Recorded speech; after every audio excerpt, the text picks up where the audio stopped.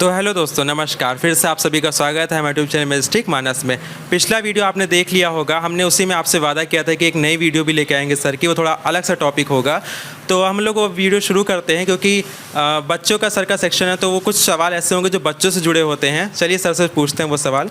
ये हमारा primary school है और यहाँ जम के पढ़ाई भी होती है, जम के गाना भी होता है, जम के डांस भी होता है और जम के एक्टिविटी भी होती है। तो अपने बच्चों को प्लीज़ प्राइमरी स्कूल में भेजिए और अच्छी एजुकेशन और फ्री एजुकेशन दीजिए। क्यों बच्चों? लो! सर सबसे पहले तो हम जैसा कि जानते हैं आप 5वीं तक के बच्चों को पढ़ाते हैं, तो छोटे बच्चों को हैंडल करना आपके लिए कितना मुश्किल होता है या उनमें क्या क्या अच्छाइयाँ मिलती हैं हैंडल करने में, वो आप बताइए। मुश्किलात तो होते ही हैं क्योंकि छोटे बच्चे हैं और छोटे बच्चे जिद करते हैं। तो अगर उन्हें डांट दिया तो शायद दोबारा मेरे पास आएंगे नहीं। तो ये एक बहुत बड़ी स्किल होती है, या कह सकते हैं बहुत धैर्य रखना पड़ता है बच्चों को पढ़ाने के लिए, क्योंकि वो जिस परिवेश से आते हैं वो शायद ऐसा तबका है जहाँ पर प्रेम की चीज़ें मिलना बहुत मुश्किल है, क्योंकि वो मज़दूर वर्ग है और उनकी सारी जो बेसिक चीज़ें होती हैं वो खेत पर डिपेंड होती हैं। तो खेती के टाइम बच्चे खेती में लग जाते हैं। तो हम चाहते कि उन्हें स्कूल आए तो प्रेम मिले, ना कि जैसे मारते हैं कूटते हैं वैसे नहीं।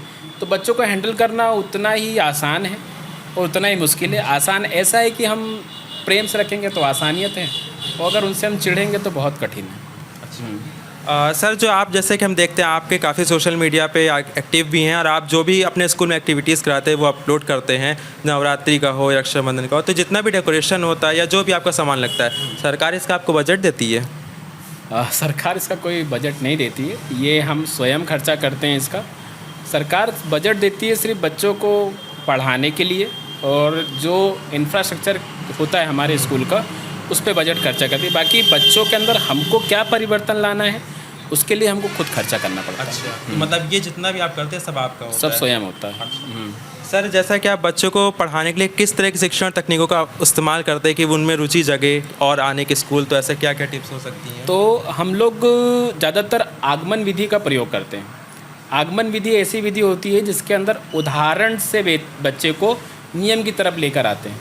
यानी कि अगर आप निगमन विधि की तरफ जाएंगे, अर्थात नियम से लेकर उदाहरण की तरफ जाएंगे, तो बच्चा नहीं सीख पाएगा, क्योंकि बच्चा पहले उदाहरण सीखता है। मतलब अगर आप उसको बताएंगे कि बेटा पत्ती है, ठीक है, तब वो समझ पाएगा। कि जब उसको पत्ती ले जाकर देंगे और फिर पत्ती के भाग बताएंगे, तब तो समझ पाएगा।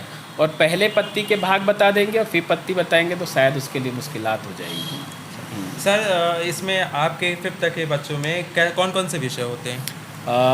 लगभग 5 विषय, हर क्लास के लिए अलग विषय होते हैं। जैसे क्लास 1 के लिए गवर्नमेंट ने सिर्फ एक हिंदी, और हिंदी के अंदर ही अंग्रेजी के अंदर ही गणित के अंदर ही साइकोलॉजी टाइप के क्वेश्चन दे रखे हैं।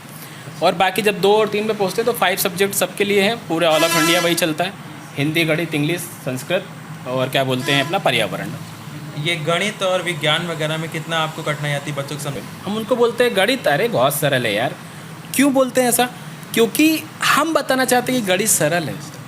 आज आपने बोला, मैंने बोला, हमें भी यही सिखाया गया कि गणित बहुत टफ है। मैं भी डरता था, ठीक है। इसीलिए मैंने क्या करा, उसको क्या बोलते हैं परिवेश से जोड़ने की कोशिश करी। जैसे मैंने पिछले वीडियो में बताया था कि जैसे ट्रायंगल समझाना है मुझे, तो हमको जब ट्रायंगल समझाएगा तो हमको बताया था एक भुजा ऐसे, एक भुजा ऐसे, और 3 भुजाएं मिलकर ट्रायंगल का निर्माण करती हैं। लेकिन उस समय हमारे दिमाग क्या है कि भुजा क्या है, क्या होती है भुजा, ठीक है, क्योंकि बचपना है, भुजा का मतलब थोड़ी पता है हमको। तो मैंने उसको थोड़ा सोचा कि यार उसको थोड़ा परिवेश से जोड़ा जाए। उनके लिए ट्रायंगल की चीज़ें लाया और समोसे से उसको उदाहरण को बताया मैंने। अच्छा। कि समोसे में कितनी भुजाएं होती हैं? 3 रेखाएं होती हैं तो समोसा बन जाता है। तो 3 रेखाओं वाली जो आकृति होती है उसको क्या कहते हैं? तो बच्चों का आराम से आंसर आएगा कि उसको त्रिभुज कहते हैं। और त्रिभुज का उदाहरण क्या हुआ? समोसा। इस तरीके से तो दोस्तों देख रहे हैं कितना ज़्यादा क्रिएटिव हो रहे हैं टीचर्स। और जो पहले एक धारणा थी लोग मन में कि टीचर जाती हैं वहाँ पर, जो महिला हैं वो अपना स्वेटर सिलती हैं, आदमी होते तो बैठे फ़ोन चला रहे होते हैं, ये सब ऐसा कुछ नहीं होता सर। ये सारी चीज़ें गलत है, क्योंकि हमारे सामने उदाहरण है सर कितने मेहनत लगन से बच्चों को पढ़ा रहे हैं। और हमारे देश को अगर ऐसे टीचर मिल जाए तो हमारा देश कहाँ पे जा सकता है। और जैसा सर हाल ही में चंद्रयान और आज सूर्ययान आदित्य का हुआ था, तो उसके लिए आप क्या कहना चाहते हैं, क्योंकि बच्चों का काफ़ी इसमें अब योगदान होने वाला है? मैं चाहता हूँ कि ये मैंने देखा है कि जब चंद्रयान लॉन्च हो रहा था तो आपने वहाँ देखा होगा कि साउथ के हमारे तरफ तो जहाँ पे 99% साक्षरता है, जी ज़्यादातर वैज्ञानिक वहीं के हैं। हम क्यों नहीं दे सकते? हमारे अंदर ऐसी क्या कमी है कि हमारा क्षेत्र उत्तर प्रदेश, मध्य प्रदेश, इधर के बच्चे इतना अच्छा नहीं कर पा रहे, वैज्ञानिक नहीं बन पा रहे। तो मैंने इस चीज़ को जब देखा तो मैंने पाया कि वहाँ के जो लोग हैं वो लगन के साथ तो पढ़ रहे हैं, वो हमारे यहाँ के भी पढ़ रहे हैं, लगन के साथ ही पढ़ाई करते हैं, लेकिन वो टेक्निकल चीज़ों को पकड़ रहे हैं, पारंपरिक कोर्सों से हटकर कार्य कर रहे हैं। हमारे यहाँ पारंपरिक कोर्स वही BA, वही MA, वही आर्ट कॉमर्स। जब तक बच्चा इस चीज़ को नहीं छोड़ेगा, टेक्नोलॉजी की तरफ नहीं जाएगा, उसका विस्तार नहीं होगा, एक दिन वो विलुप्त हो जाएगा। जैसे डायनासोर विलुप्त हो गए, उसी तरह इंसान विलुप्त हो जाएगा ये पारंपरिक कोर्स करके।